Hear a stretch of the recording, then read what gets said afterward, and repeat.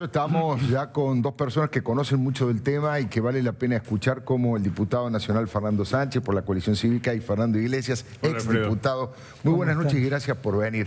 Lo primero que le quiero preguntar es la reacción de todo lo que han visto alrededor de Lázaro Báez, de Cristóbal López. Es una opinión política, un encuadre político. ¿Qué ha pasado en la Argentina y qué puede pasar en los próximos días?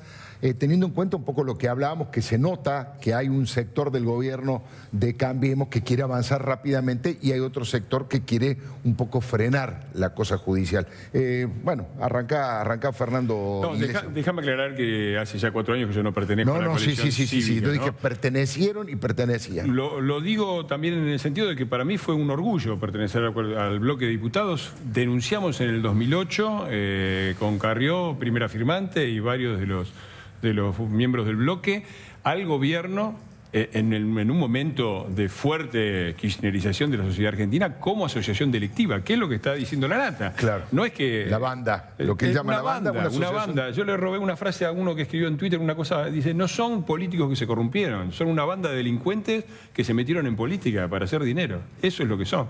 Y yo creo, yo confío en que el gobierno va a crear las condiciones para que la justicia avance.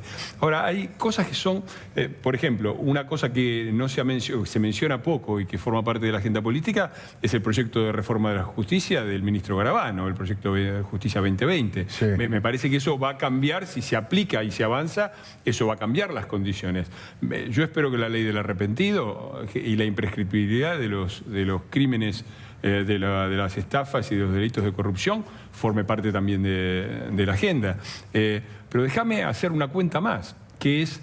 va a ser una cuenta gorila, pero no voy a pronunciar ni siquiera la palabra. No, Digo, viniendo de vos, te dice la gente no. bueno, pero mira, vamos a ver, puedo decirlo sin mencionar a nadie, a ningún partido en particular. Voy a decir, ustedes fíjense cuál es el fuero que está a cargo de todo esto y que frena todo esto, que es el fuero federal. Fíjense cómo se designan a los jueces del fuero federal y quién tenía mayoría durante estos 20 o 30 años en el Senado, que es la que designa a los jueces del fuero federal. Alguna vez los muchachos se van a tener que hacer cargo, ¿no? Porque todas las rutas conducen siempre al mismo partido.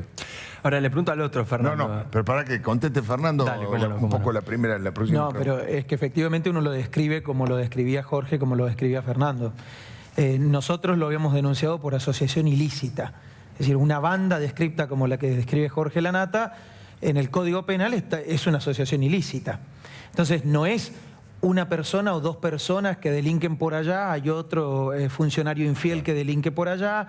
Eso pasa en todas partes. Eso es lo que uno debería normalmente combatir. Esto no es normal. Claro. Esto es desde el principio a la mayor parte de los principales funcionarios públicos han elegido asociarse con un conjunto de empresarios que en realidad algunos son socios, otros son testaferros. Eso ya lo sabemos todos.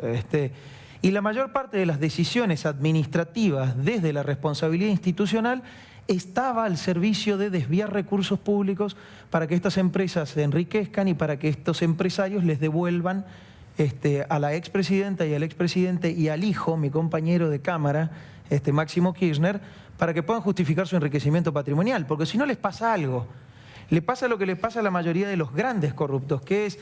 Si no lo pueden justificar por lo menos una parte para volverla en blanco, que se llama lavar dinero, no la pueden disfrutar. Claro. Ese es el gran problema con la gente que es en escala muy corrupta. Claro, la mega corrupción. La mega corrupción tiene un problema, es imposible disfrutarla. Estoy diciendo una barbaridad, pero ese era el principal problema que tenían. Entonces, ¿qué pasó? Se perdieron muchos años, porque nosotros lo denunciamos en el 2008, Fernando bien lo dijo, casi nadie nos quería cubrir, mucha gente nos decía barbaridades. Nadie podía creer, muchos otros sí, hay que decirlo. Ahora, se perdieron desde el 2008 hasta el 2016 años de saqueo, porque eso fue lo que implicó en la Argentina todo esto, años de saqueos. ¿Qué va a pasar o qué está pasando? Cambió el gobierno y por tanto al cambio del gobierno, con un gobierno que le prometió a la sociedad, dijo vótennos porque nosotros vamos a perseguir la corrupción y vamos a garantizar de que nuestro gobierno no se corrompa, que son dos cosas en una, está haciendo ese trabajo. Hay que mirarlo todos los días, porque un gobierno tiene que demostrar todos los días que no se corrompió y tiene que demostrar todos los días que contribuye a perseguir la corrupción del pasado. Los jueces no cambiaron, los fiscales no cambiaron y por tanto nosotros tenemos que contribuir con todas las pruebas, a pesar de que la máquina trituradora funcionó desde que perdieron la elección hasta el 10 de diciembre, por eso demoraron la transición, con la intención de poder destruir lo máximo que se podía. Pero 12 años de corrupción, no se puede. Entonces, todo lo que está ahí tiene que estar al servicio de descubrir la corrupción, porque si no, la sociedad no nos va a creer a ninguno. ¿Y cómo se hace eso, digamos? ¿Cómo tiene que hacer el Poder Ejecutivo para favorecer que se investigue la corrupción en Argentina sin meterse, digamos, sin que un poder del Estado interfiera sobre el otro? ¿Cómo se hace? Yo siempre di el mismo ejemplo. Si Cristina Kirchner o Máximo Kirchner necesitaban que sus hoteles tengan contratos, aunque sean fraguados, porque en realidad después si no los usaba nadie, no importaba.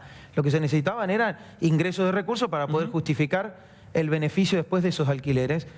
Una de las empresas, además de las de Cristóbal López, de la de Lázaro Báez, del Grupo Panamericano, era la de Aerolíneas Argentinas. Hoy, Aerolíneas Argentinas no está más gestionada por Mariano Recalde. No le íbamos a pedir a Mariano Recalde que nos entregue los contratos que tenía Aerolíneas con los Sauces. Claro. Ahora, a Isela Constantini sí le podemos pedir. Entonces, ¿Y hay predisposición hoy, de parte de estos funcionarios? bueno, de hecho, la mayoría de esos contratos ya fueron entregados, tengo entendido, a la justicia. La segunda cuestión es, una oficina especializada en combatir la corrupción, como es la Oficina Anticorrupción, antes estaba muerta. Si uno iba, hasta geográficamente estaba muerta.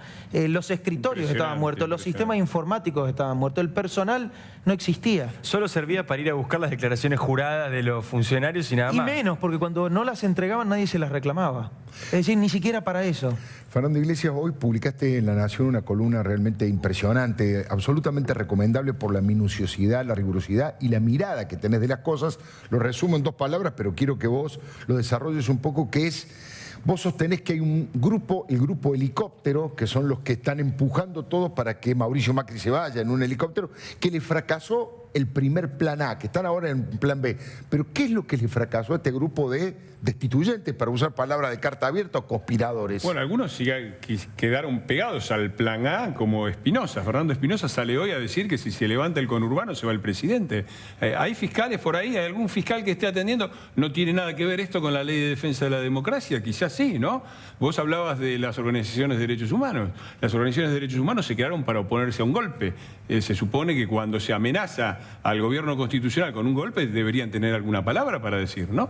Yo creo que el plan A era muy claro. El plan A del Club del Helicóptero, que así lo llamo yo, era terminar, que es el kirchnerismo, claramente, terminar rápidamente con el gobierno de Macri. Se venía el fin del mundo. Si sacaban el cepo, iba a explotar el país. O sea, iban a pasar todo, iban a quitar la asignación universal por hijo, iban a pasar toda una serie de cosas tremendas. Iban a liberar a los genocidas. Iban a liberar a los genocidas, acabar con la política de derechos humanos. Bueno, todo eso no pasó.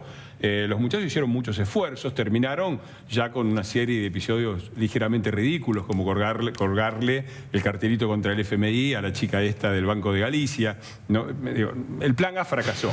El plan B se llama, este es un gobierno de ricos para ricos, a vos no te va a tocar nada. Y la verdad es que yo creo que el gobierno ha hecho muchas cosas para los más desprotegidos. La primera que ha hecho es evitar el estallido. A ver, la Argentina tiene un nivel de déficit público con el cual siempre estalló. Nunca pasamos este nivel.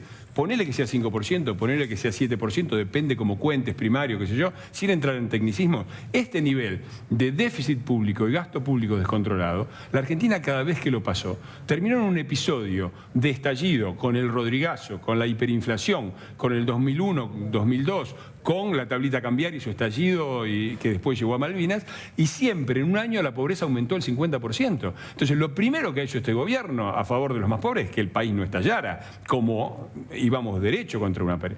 La segunda cosa es intentar relanzar la economía para que la gente viva de su trabajo y de su salario y no viva ni de subsidios ni de ñoquis. Claro. Eso es otra gran medida a favor de los que menos tienen. Y después hay medidas muy concretas. Es decir, se duplicó el mínimo no imponible. Las escalas están en discusión en un Congreso donde el gobierno tiene minoría. Es decir, la oposición tiene la mayoría como para imponer una reforma rápida de las escalas. Depende de la oposición, no del gobierno. Se aumentó el nivel en el cual se percibe la asignación familiar. Se lo dejó en un nivel en el cual se incorporaron más de 1 millón de nuevas personas, de nuevos familias. Claro. Pero hay toda una serie. y ahora vienen, este es un momento difícil porque hay inflación y todavía no hay paritarias, pero vienen paritarias y va a haber paritarias libres, las hubo con los docentes y se cerró con los docentes mejor que en todos los años anteriores. Me parece que son medidas, la devolución del IVA para los alimentos. ¿Cómo es que no ha habido, dicen impunemente que no ha habido ninguna medida para los más desprotegidos? Me parece que es una mentira flagrante y me parece que no es otra cosa que el plan B del Club del Helicóptero, que ha visto fracasar su plan A, que era la destitución inmediata de Macri, y está viendo cómo rebobina. Fernando Iglesias, Fernando Sánchez, ha sido muy amable. Muchísimas gracias por haber venido. Gracias a usted.